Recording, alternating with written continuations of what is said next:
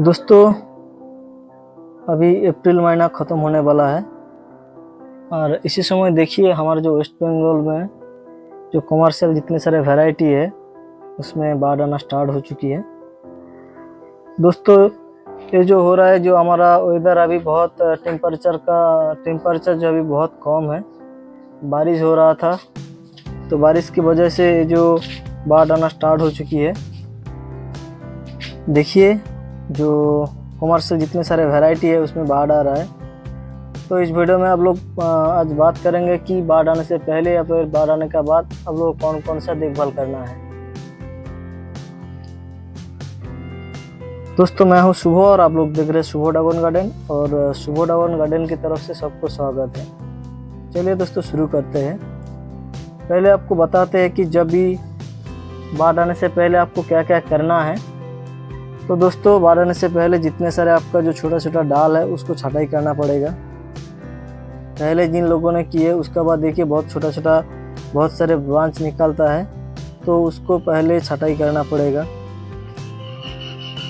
और जितने सारे छोटा डाल है, अभी देखोगे बहुत सारे ब्रांच निकलने की कोशिश करता है, किसी को भी नहीं रखना है। जो डाल थोड़ा बहुत है 1 फुट का नीचे है उसको जरूर छटाई कर दीजिए, क्योंकि अगर रखोगी तो जितने सारे आप खाद दोगी वो उस ब्रांच खा लेगा, लेकिन जो आपका जिसमें फ्रूटिंग आने वाला है उस ब्रांच पे ज़्यादा मोटा भी नहीं होगा और बाढ़ आने में बहुत टाइम लगेगा और नहीं भी आ सकता है। तो इसलिए जो छोटा डाल है वो आपको काट करना पड़ेगा। और एक चीज़ जो है दोस्तों, बर्डिंग लाने से पहले आपको एक काम करना है, टिपिंग करना है। दोस्तों, टिपिंग कैसे करते हैं वो भी बताएंगे और टिपिंग कैसे किया जाता है, क्यों करना है ये भी बताते हैं।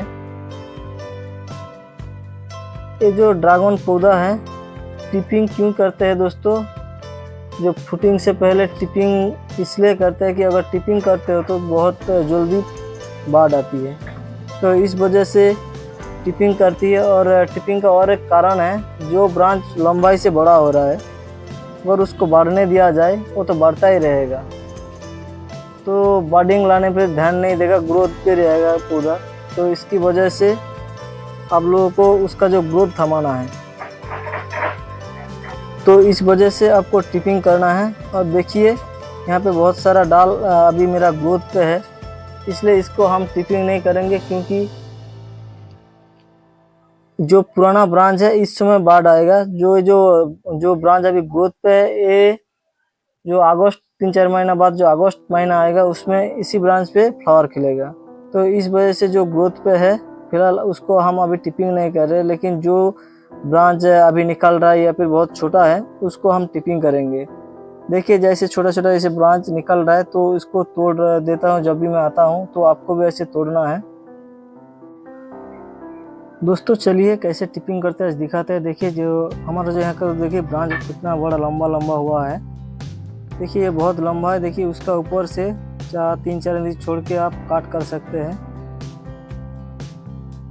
देखिए इसको टिपिंग कहते हैं, जो सामने वाला ग्रोथ वाला हिस्से को काटना है। और देखिए जो हम काट कर रहे हैं, देखिए बीट की तरफ कर रहे हैं, क्योंकि अगर यहाँ पे बारिश होता है पानी जमेगा नहीं। अगर बीट करके काटोगी तो पानी ऐसे नीचे चला जाएगा, अगर ऐसे सीधा करके काटोगे तो पानी जमने का चांस है, फंगस लगने का चांस बहुत ज़्यादा है। तो देखिए और भी कुछ टिपिंग कर लेते हैं। इतना बड़ा बड़ा ब्रांच हो चुकी है, तो सामने से हम इसको काट करेंगे। देखिए कुछ दिनों बाद इसी ब्रांच से फ्लावर खिलेगा।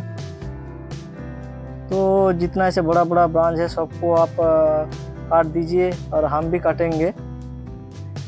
देखिए उसका बाद जो है आपको फंगस का लगने का बहुत डर रहता है, तो इसके लिए आपको एक चीज़ करना है, फंगिसाइड लेना है। जैसे कि हम लगा रहे हैं, तो टिपिंग करने का बाद आप ज़रूर ऐसे फंगिसाइड का लगा दीजिए। इसमें क्या होता है कि फंगस लगने का चांस बहुत कम हो जाती है। और एक चीज़ बता दूं, बहुत सारे लोग डरते हैं टिपिंग करने की, क्योंकि फंगस लग जाएगा। इसमें गर्मी का टाइम में ज़्यादातर फंगस नहीं लगता है पौधे में। तो आपको बता दूं कि इस समय आप टिपिंग अगर करते हो, एक चीज़ देख के क्या करें, जब बारिश नहीं हो रहा है 2-3 दिन वेदर बहुत सूखा रहेगा तो आप टिपिंग करिए, तो फंगस लगने का चांस बहुत कम रहता है। जिसका छोटा गार्डन है तो वो ऐसे फंगिसाइड लगा सकते हैं, जिसका बड़ा गार्डन है जो फार्मिंग कर रहा है उनके लिए बता दूं ये ट्रिपिंग करने के बाद आप ज़रूर फंगिसाइड का इस्तेमाल ज़रूर करिए, क्योंकि वो करने से क्या होता है तो फंगस लगने का बिल्कुल चांस ही नहीं रहता है। दोस्तों नेक्स्ट जो काम करना है वो आपको पोटास यूज करना पड़ेगा बाडिंग लाने के लिए। दोस्तों अगर जल्दी बाडिंग लेना चाहते हो तो आपको पोटास का इस्तेमाल करना पड़ेगा, क्योंकि पोटास का काम जो होती है पौधे को मोटा बनाती है, उसके जो ब्रांच को हेल्दी बनाती है, मोटा बनाती है और कांटे को बाडिंग लाने के लिए बहुत मदद करती है और पौधे का जो ग्रोथ को रुकवा देती है। तो इसके लिए आपको पोटास इस्तेमाल करना पड़ेगा, जैसे कि लाल पोटास होती है और जो सफ़ेद वाला पोटास होती है 0050 होती है। वो जो है 0050 वो सल्फेट ऑफ पोटास है, तो वो आप इस्तेमाल कर सकते हैं, स्प्रे आकार में भी दे सकते हैं ब्रांच पे। तो वो आपको पर लीटर पे 5 ml करके देना पड़ेगा, क्योंकि अभी सीजन बिल्कुल स्टार्ट हो चुकी है, तो इसकी वजह से आपको 5 ग्राम करके देना पड़ेगा पर लीटर पे। और दोस्तों एक चीज़ बता दूं, लाल पोटास अगर आप यूज करना चाहते हो तो रूट पे आपको देना पड़ेगा लाल पोटास। 7 दिन अंतर आपको देना पड़ेगा, कोई भी पोटास दे सकते हो। तो अगर लाल पोटास देती हो तो 7 दिन अंतर दीजिए। उसका बाद जो है आपका जो अगर सफ़ेद वाला पोटास देते हो जो 0050 है, वो अगर देते हो तो कौन सी टाइम देना है, तो दोस्तों बाडिंग लाने से पहले आप दीजिए, स्प्रे आकार में दीजिए या फिर नीचे रूट में दीजिए। उसका बाद जब बाट आ जाएगा तब जो आपका जो पोटास आप ब्रांच पे यूज कर रहे थे तो आप ब्रांच पे ना यूज करें, क्योंकि जब बाट आना स्टार्ट हो जाती है तो अब आप रूट में देने की कोशिश करिए। ऐसे 5-6 दिन छोड़ के आप रूट में दीजिए पानी में मिला के, तो काम सेम ही करेगा। तो जब ब्रांच पे बाढ़ आ जाती है तो अब ज़्यादातर स्प्रे ना देना ही बेहतर है, आप रूट में देने की कोशिश करिए। और जो एक समस्या आती है इस समय जो नाइट्रोजन का मात्रा बिल्कुल कमाना है, तो अगर नाइट्रोजन बंद कर देगा तो पौधा हेल्दी कैसे रहेगा, पौधा को जो खाने की ज़रूरत है वो कैसे भरपूर करेगा। तो दोस्तों बता दूं, नाइट्रोजन तो बंद होगा लेकिन थोड़ा बहुत देना भी ज़रूरी है। तो अब आपको एक चीज़ देना पड़ेगा, सरिषे का जो खोली है वो आपको एकदम बिल्कुल पतला करके देना है, क्योंकि फ्रूटिंग सीजन पे जो फ्रूट बड़ा होती है उसको खाने की ज़रूरत होती है, तो इसलिए आपको नाइट्रोजन का मात्रा थोड़ा बहुत रखना है। पतला करके दोगे तो ज़्यादा कुछ समस्या ही नहीं होगी, तो इसलिए आपको नाइट्रोजन का मात्रा थोड़ा बहुत देना पड़ेगा और बिल्कुल कम करके दीजिए, ज़्यादा मत दीजिए। बहुत सारे लोग समझ में नहीं आते कि सरिषे का खोली जो मोटा करके देते हैं, ऐसा बिल्कुल नहीं है। वो एकदम बिल्कुल पतला करके पानी में मिला के दीजिए, देखिए आपका जो पौधा हेल्दी और सब कुछ बढ़िया रहेगा। नेक्स्ट जो आपको यूज करना है इफको कंपनी का सागोरिका, वो अगर आपका पास है तो ज़रूर यूज करिए। वो एक्चुअली यूज करने से क्या होता है, जो आपका जो पौधा बिल्कुल हेल्दी रहता है, बाडिंग लाने में बहुत मदद करती है और जो थोड़ा बहुत माइक्रोन्यूट्रिएंट की ज़रूरत होती है भरपाई करती है। तो इसको यूज करने का जो तरीका होता है, जब फ्लावर आने से पहले एक बार यूज करिए और जब फ्रूट सेट हो जाती है तो अब एक बार आप यूज करिए। 15-20 दिन छोड़ के आप यूज करिए, देखिए आपका जो पौधा बिल्कुल बढ़िया रहेगा, फ्रूट सेट बहुत अच्छा होगा। दोस्तों ऐसे आपको सागोरी का यूज करना पड़ेगा। आपका पास अगर एग्रोमीन गोल्ड है वो भी आप यूज कर सकते हो, अगर सागोरी का दे सकते हो या फिर एग्रोमीन गोल्ड है ये भी आप यूज कर सकते हो, सेम ही काम करता है। और इसका जो देने का मात्रा है फास्ट पे अगर यूज करो तो 1 ml से भी कम यूज करना पड़ेगा। इसमें जो है जिंक बोरोन सब कुछ है, माइक्रोन्यूट्रिएंट इसमें भरपूर है, तो आपको अगर है तो ये ज़रूर यूज करिए।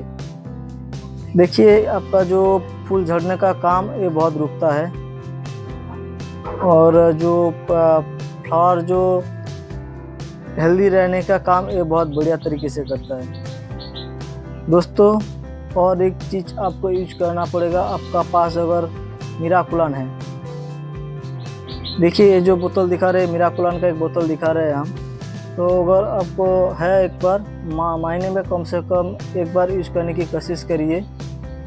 जब फूल जब छोटा अवस्था में रहता है उस वक्त एक बार आप यूज करिए और जब फ्रूट सेड हो जाती है उसके बाद एक बार यूज करिए।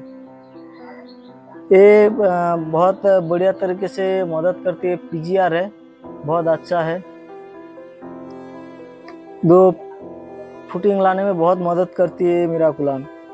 और एक चीज़ आपको बता दूं दोस्तों, इस समय हम लोग तो छोटा मोटा गार्डनिंग कर रहे हैं, उनके लिए बता दिए। जो लोग बड़ा बड़ा फार्मर है उन लोग क्या करेगा, तो उन लोगों के लिए बता दूं, इस समय जो हार्ड फर्टिलाइजिंग थोड़ा बहुत करनी है, जैसे कि गोबर सार। हमारा पौधे में भी जो लोग गार्डन पे कर रहा है तो कमर्शियली मतलब कुछ कुछ प्लान लेके कर रहा है, तो उनके लिए बता दूं गोबर का खाद आपको देना है। साथ में हाड़ गुड़ी, सिंकुची और नीम खोल आपको थोड़ा बहुत देना है, क्योंकि आपका जो बाढ़ आ रहा है उसमें बहुत ताकत की ज़रूरत होती है। ताकत ऐसे गोबर खाद से मिलेगा, ऐसे कि जितने सारे हाड़ कुची नीम खोल देने की वजह से मिलेगा। तो इसके लिए आपको गोबर का खाद आपको देना पड़ेगा।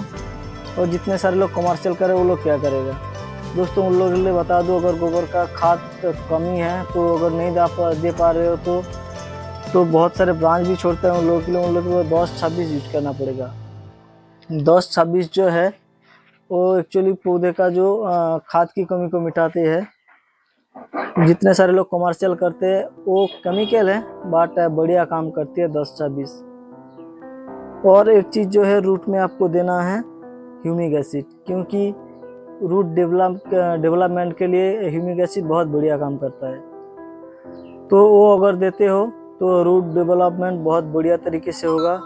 और ऊपर से आप तो 10-26 दे रहे हो या फिर गोबर का खाद दे रहे हो, बिल्कुल बढ़िया काम करेगा। जो लोग ऑर्गेनिक में कर रहा है तो गोबर का खाद दीजिए, और साथ में आपको ह्यूमिक एसिड का पानी आपको देना पड़ेगा।